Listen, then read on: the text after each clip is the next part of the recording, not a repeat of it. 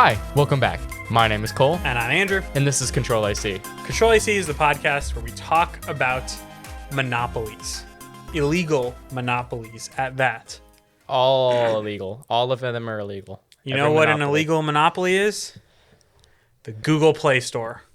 We'll get into that in a little bit. So our first story today, a couple weeks ago, we talked about Sam Altman. Oh boy, did we talk about the CEO of OpenAI, right? Who then became the former CEO, who then became the CEO. So after he left and the drama between him and Microsoft and OpenAI, all of it, he's back.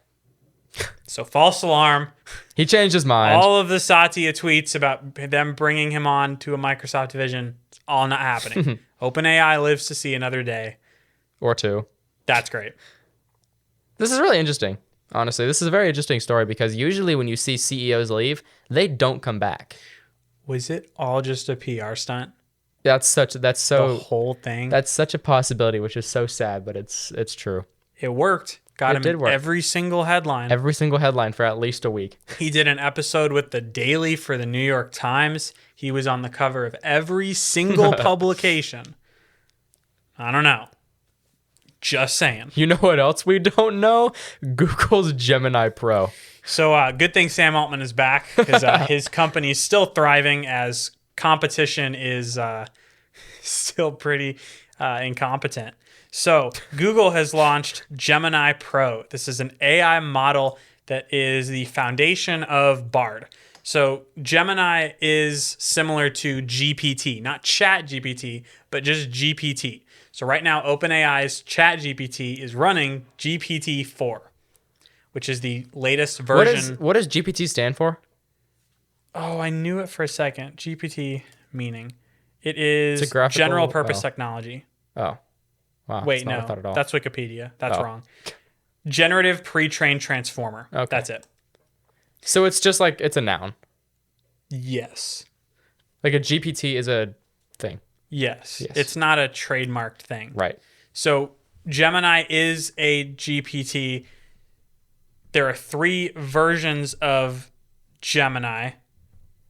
There's Gemini Pro, which is the middle tier. Gemini Ultra, which is just like commercial grade stuff. And then that's like stuff you'd run on a server-ish, right? Right. That's like company, like $1 a request, like expensive to power. But they can do that. Right.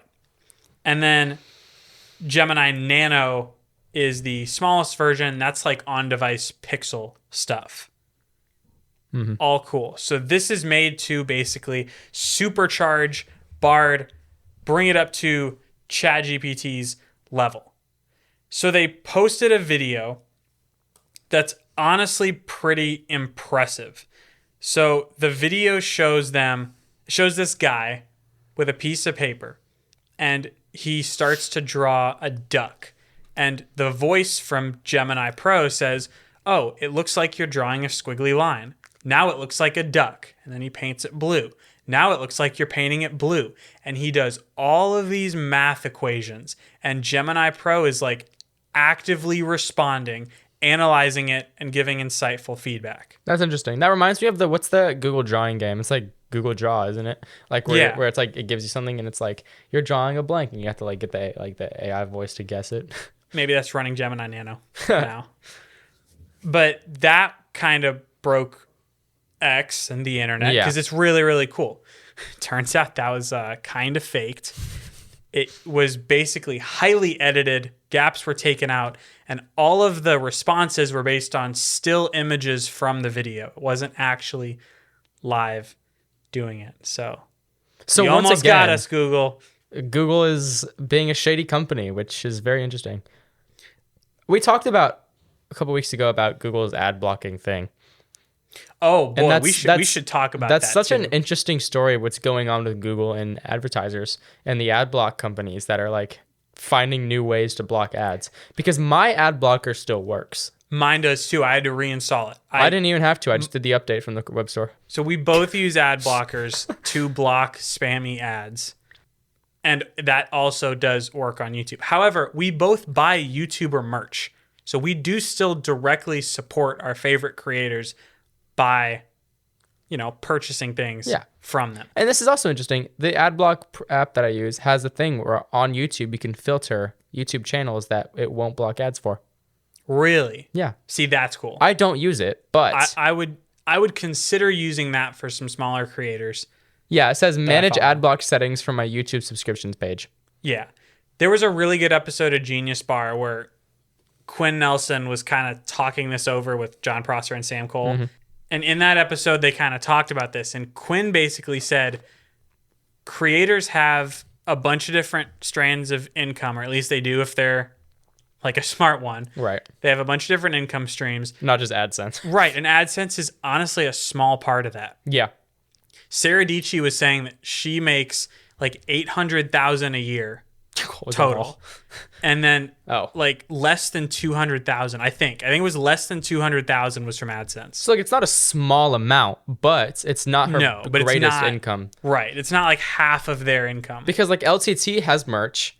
Right. ZTT, which is, I don't know if you watch them, he builds he builds computers. He sells he builds and sells PCs like on stream. He's got this, it's called Flippin' Friday. He builds a PC with DLC funds and then flips it. It's really interesting.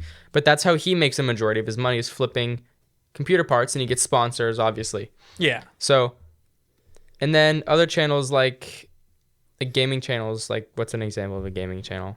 Markiplier, he's got merch, he's got sponsorship deals. Right. He's also got like 30 million subs. And what Quinn basically said is all of these creators who have all that kind of acknowledge that it's unavoidable that people will use an ad blocker, and it's up to them to adapt and find another way to make money. Yeah. The ethical question around the ad blocker it's kind of just a toss-up. It can go both ways, and I see both sides of it. Yeah. I use an ad blocker for the whole internet, and it also works on YouTube.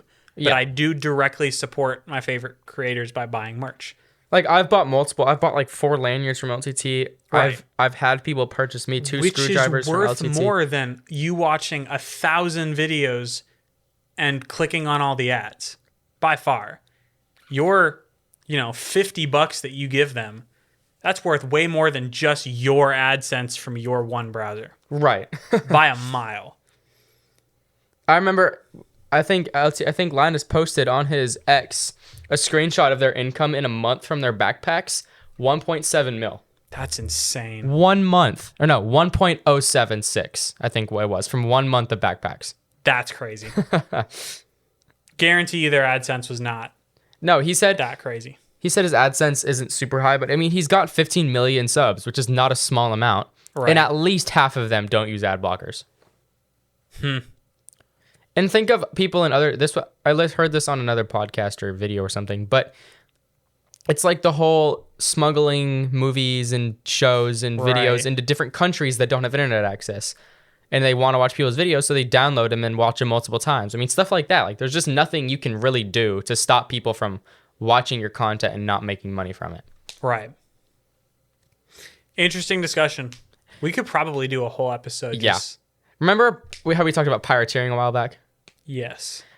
I was listening to the WAN show a couple of nights ago, and he says he owns a physical copy of every piece of media that he has pirated, essentially. So, like, everything that he downloads off, like, movie sites, like old ROMs of games, he does own a physical copy of the game before he will get it illegitimately, which I think is a good take on it. Like, let's say you want to play a Nintendo 64 game on your MacBook at 4K 120, and you don't want to play it on your old CRT TV that's sitting in your attic with your broken N64, right? So you pirate it, because, I mean, what else are you going to do? That's what everyone did with the Hackintosh. Yeah. That's what I built a everyone Hackintosh. did with that. Yeah. Back when that was super popular, like 10 years ago, when that was like 8 years ago. Yeah. 5 to 8, yeah. But they bought 5 years ago, it was 2018. That's crazy. But everyone would buy a physical copy of Mac OS back when you could, and then they would, like, questionably put it on their PC. But they still owned a copy. So, interesting discussion. What were we talking about? Gemini Pro. Gemini Pro. So this is supposed to make Bard really, really good. So, does it make it really, really good? So I asked it a couple questions about us, and it turns out Bard will just with 100% certainty lie to your face. It doesn't even say It's like a teenage child. yeah, there is no I think. It is just here is a fact. And then me as the person know the fact is completely wrong. So what was the prompt that you asked it? You told me that you wanted me to have this as a surprise. Yeah. What is the Control-AC podcast? Okay, first question. Does Bard have full internet access? Yeah, it's Confirmed. Google. Okay. Has all of it. And it says at the top, Bard has been updated in English with Gemini Pro. Okay. So this is like the best Bard has to offer. The Control-AC podcast is a tech-focused podcast that keeps you up to date on all the et cetera, et cetera. So our Wikipedia page. Our bio. The podcast covers a wide range of topics, from the latest gadgets and gizmos to the future of technology. Right. Yeah. They also have a lot of great interviews with experts in the field. We have maybe an interview. So we don't have a lot of interviews. I think we've got one, right? We have one interview. The CEO of the auto shop. President of North Texas Auto Show. Yeah. He's not a tech expert in the field. Whether you're a techie or just someone who wants to stay informed about the latest tech trends, the Control-AC podcast is a great listen. Here are some of the things I like about it. The hosts are knowledgeable and passionate about tech. Yes, we are. Aw, thank you, Bard. Thank you, Bard. They do a great job in breaking down complex topics into easy to understand segments. So Bard is a simp. I appreciate a little bit, yeah. Cover a wide range of topics. And then again, they have a lot of great interviews with experts in the field. So again, it says that. And then it links our podcast. I'm clicking on all the links to see if it works. The Spotify link does not work. The Instagram link does not go to our Instagram. And the Apple Podcast link does work. So half the links don't work. So my follow-up. That'd be 2/3 of the links don't work. I should have just asked Bard. They wouldn't have known. Never mind. So I asked Bard, what are these interviews that they have had? Unfortunately, I don't have a complete list of all the interviews Control-AC has done. It'd be a pretty short list. That's me saying Of that. one. But I can tell you about some of their most recent and popular ones. Episode 87, which has never existed. We're not there. This one is 53. Building a DIY electric skateboard with Benjamin Shapiro. So, What? to my knowledge, we have not had Ben Shapiro on to build a DIY electric skateboard. 35 episodes later, though. What an episode Is that Bard would be. from the future? Ben, if you're listening, we'd love to build a skateboard. Is Bard from the future? It must be. In this episode, the host chats with Benjamin Shapiro, the creator of the popular YouTube channel DIY Skateboard. There's no way that exists. About the process of building your own electric skateboard. Okay, so no. DIY skateboard. Filter by channel. No. Episode 86 or 85. Demensifying 3D printing with Melissa O. I don't even In know this who that episode, the hosts chat with Melissa O, a 3D printing expert, about the basics of 3D printing. We've never done that. Episode 84, Hacking Your Gadgets with Kevin Mitnick. We don't know who these people are. And then the rise of the DIY drone movement. We've never had these interviews. It is confidently lying about all of these. And then it says, these are just a few of the many great interviews Control-AC has done. You can find a complete list of their episodes on their website or on your favorite podcast app. I then said, just to clarify, and this is still the same tech podcast. I apologize, it says. While the information I provided about episode 87 and beyond aligns with the tech podcast, it actually pertains to a different podcast called DIY Electronics Podcast with Andrew and Cole. I looked that up. There is no such thing. Confidently lying. Actually, has ChatGPT been updated to... Not the version we pay for, or that we don't pay for. It's still based on internal training data. I mistakenly combined this podcast with Control-AC based on limited information. You have the entire internet. Your information is far from limited. Control-AC is indeed a separate tech podcast hosted by Andrew Utterback and Cole Weber. Okay. The information I initially shared applies, and I can tell you some of their notable interviews. Oh my Boom, gosh. they've got it. Elon Musk interview.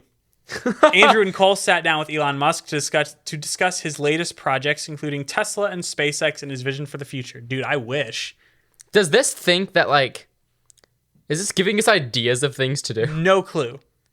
Elon, if you're listening, we'd love to have you on. Yes, we would. Next one, Tim Cook interview. They interviewed Tim Cook, the CEO of Apple. No, we have not.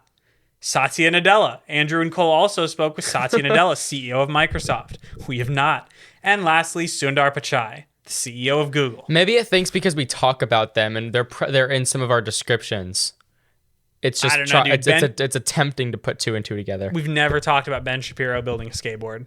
Yeah, I don't have an answer for that. But like, these are just a few examples, and you can find a more comprehensive list on their website. No, you cannot. Please accept my apologies for the confusion and misinformation. I am still under development and learning to be more accurate. I hope this clarifies. Let me know if you have any other questions about the Control-AC podcast. So, initial impressions of Gemini Pro Bard. it's great at making things up. It doesn't even try. It just says, here is a fact. And it doesn't even... Wait a second. How many grams of protein are in A handful of almonds. And break it down. And tell it to break it down. search? The amount of protein in a handful of almonds can vary depending on the size of your hand and how many almonds you can typically grab. Based on average values, a handful of almonds is 23 grams of protein. Okay, that makes sense. Wait, hold on. One handful of almonds is about 23 grams. Oh, Right. 20% protein by weight. Therefore, a hand of almonds is 4.5 grams of protein. Dude, maybe it got it. 1 almond is 1 gram of protein. So if you can hold 20 to 25 almonds, then yeah. There's a gram of protein per almond. Are you sure? Shelled almonds, 1.1 gram of the parameters we take into account. Wait, how many grams is in 20 almonds? In 20 almonds, wait. There can't be a gram of protein per almond. That'd be like the greatest cheat code. 10 almonds has 3 grams of protein. Okay.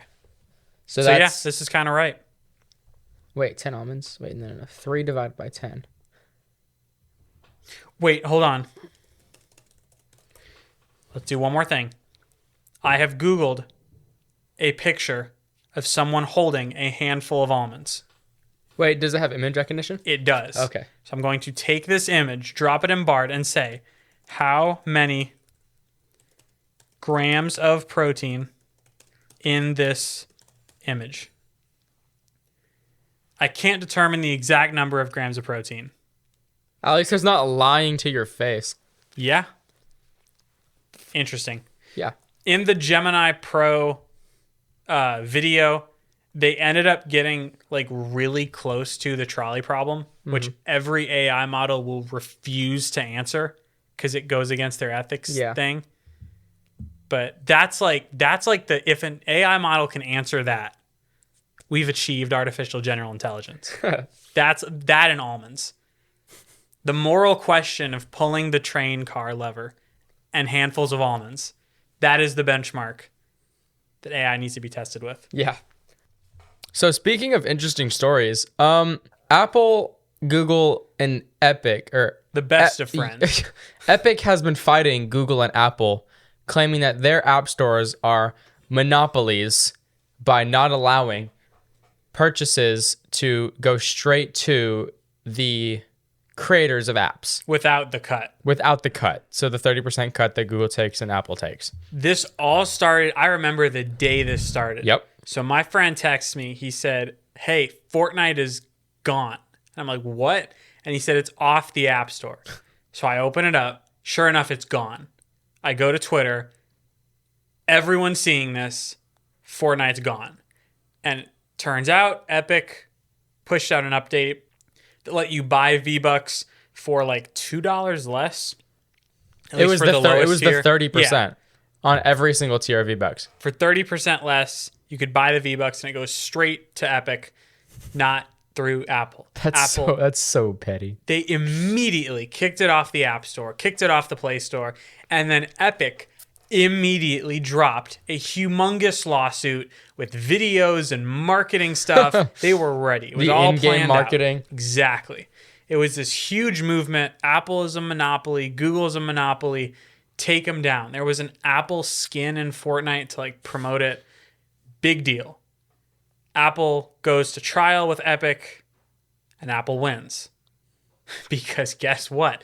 It doesn't matter what you think about the rules when you signed the contract. You can't say, yes, I agree to the 30% cut. We're going to be in the App Store. And then a year later say, well, actually, I think it's unfair. Well, then leave. Like, too bad. You signed the contract. But I mean, also, Epic isn't really in the wrong here. I mean, they are, but they aren't, right? Like, Apple taking a 30% cut's a little, in my opinion, is a bit much. It is, but like, what are you gonna do? Not have your app on iOS? Like, you have no choice as a developer. So Apple won the trial. The Google trial is different. So the Google trial is in front of a jury. So this is like normal people deciding this. Yeah. Which is a different outcome than a judge, because normal people would see this and go, oh, that doesn't seem right. Obviously. Right. So Google is chugging along. They're using the same talking points as Apple. There are two things. The end result is Epic won the trial. Right. Which is good. It has been ruled that the Google Play Store is an illegal monopoly, which is insane because Android is so much more open in terms of apps than iOS. Right. Like, you could probably sideload the Epic Games launcher if you tried hard enough. You just go to the Galaxy Store. It's on the Fortnite's on the Galaxy Store, yeah. You have other app stores you can use. You can sideload stuff. It's not as locked down as iOS, but Apple still won this lawsuit, which is funny. Google lost because of two big reasons. So, number one, app deals. So, Google Play Store has a 30% cut that they take. Right. Companies like Netflix and Spotify didn't like that, understandably. So Google straight up just said, well, all right, we'll cut y'all a deal. And they lowered the percentage. Which arguably Epic Games makes about the same much as I'd say Spotify and Netflix does. I'm sure. But they have this model now of if you basically threaten them and say, well, we're going to pull the app off the Play Store, they will just lower the cut they take, which is insane. Because now they take 30% from small developers and like we were seeing 15 or 10% from bigger developers, which doesn't make a whole lot of sense. It should be the opposite. That's a little sketchy. Yeah, that's a little sketchy. So then the emails that talked about all of these deals were deleted by Google. They were set up to be auto-deleted. Google said it was part of their company policy that the emails just auto-delete themselves. The jury found that a little sketchy. A jury member said that's not how that works, first of all. Yeah, you don't really... It's such a bad look. Deleting all the emails about something you're about to go to court over. Like, usually you shouldn't do that. But they did. Jury member said that was a strong factor in their decision. So just kind of a nightmare case for Google. I'm going to say it. It's an epic win for Epic Games. Epic trial. The title of this episode is Google's epic trial win. Like most misleading title. I mean, it was pretty epic in all senses of the word. Speaking of things that we didn't think were going to work, but they are now. Great segment. So last episode we talked about an app. What was it called? Sunbird. Sunbird had attempted to build essentially a Mac mini farm to get iMessage on Android by sending the messages through an iCloud account through a Mac. So all of your messages were stored on a computer that is not yours. Right. Obvious security risk. But this app called Beeper Mini has figured out... Had? It's gone. We're going to pretend it exists now, and then we'll get to it being shut down. Company called Beeper. They make Beeper Mini. This app uses code designed by a 16-year-old kid. So this 16-year-old kid reverse engineered iMessage and found a way to use an Apple iMessage key that's hooked to a random Apple product that's like not working anymore, something like that. So you can go read about it. I think that's how it works. But he reverse engineered it, found a way to use a key so that on Beeper Mini, you can use your phone number linked to an Android phone and just send iMessages. So you download this app on your Android phone. I tried it. I sent this to my friend who uses a Z Flip, and he downloaded this. Immediately, the bubbles were blue. Wow. Red receipts were there. From the same contact? Yeah. Wow. Full quality images, full quality video, reactions, everything. No iMessage games, obviously, because that's like an app store thing. But all of the other key features, they were right there. Essentially a full-featured iPhone iMessage app. Yeah. And it worked without a security risk. It was kind of a miracle. Like your iMessages weren't stored on a Mac mini farm. They were stored on device. It made all your group chats work. It just worked so well. They gave this to Quinn Nelson from Snazzy Labs, and I think they gave it to David Amell from Marquez's team. And they both got to use it for 2 weeks while they were working out bugs. They said that the launch was originally scheduled for earlier, but then they saw Sunbird come out and then waited. And then Sunbird collapsed. And they were like, oh, this is great. And then they dropped this, and this actually works. For the day or two that this was up, it was genuinely cool. So then Apple caught wind of this. Immediately changed up iMessage, and Beeper no longer works. So now it is a back and forth battle of Apple and Beeper redoing all their code. You know, Apple's trying to shut it down and Beeper's trying to stay alive. But it is not illegal for you to reverse engineer something with the goal of interoperability in mind. That is technically legal, reverse engineering, which they did. But they are still using iMessage servers while not being like they're still basically, like, for lack of a better term, hacking into iMessage servers.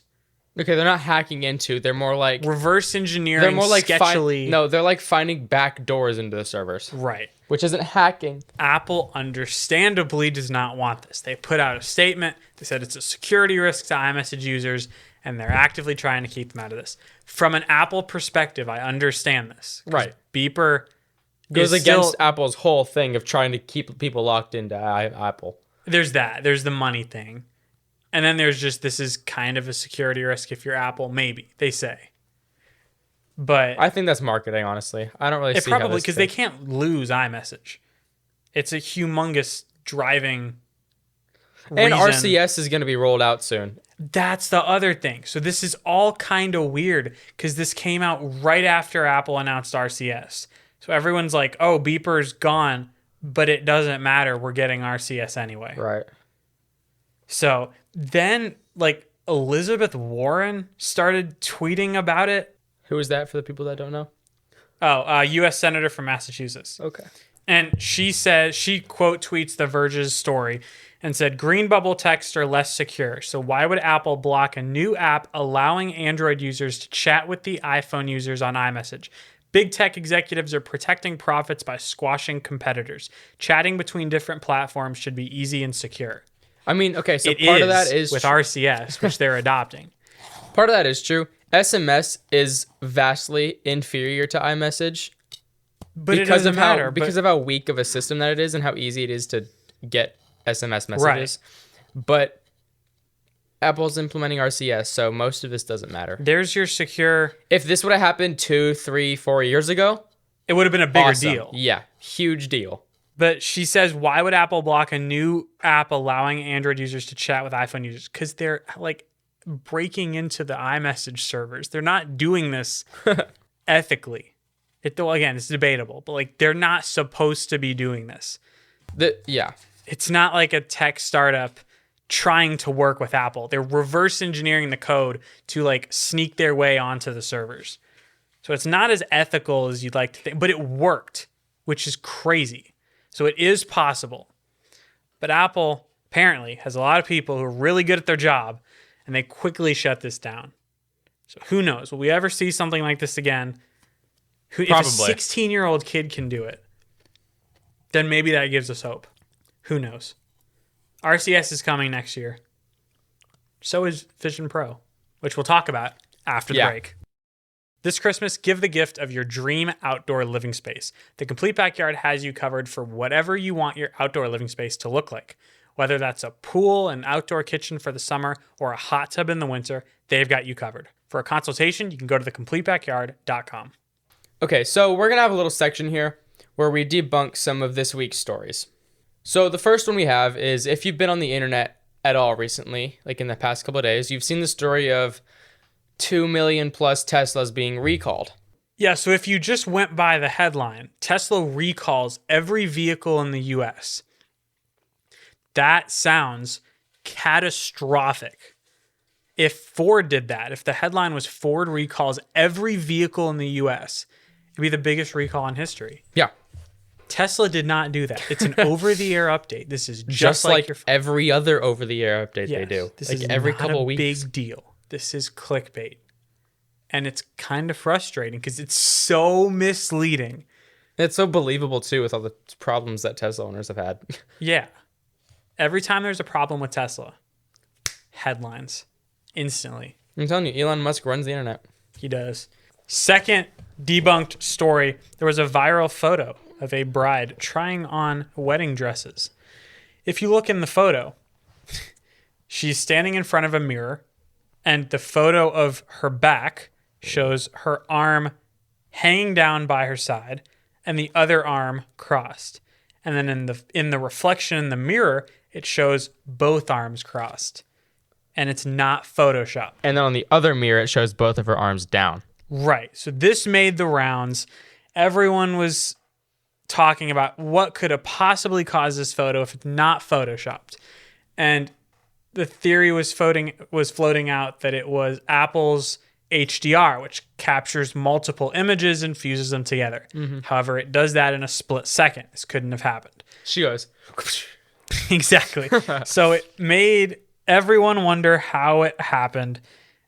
It turned out to be pretty straightforward. It was a panoramic shot, but the person clicked start, barely moved it, and then clicked stop. So it didn't actually register in the phone camera app as a panorama. It just registered as a normal photo. But in the panorama app, it's essentially a video compressed into an image.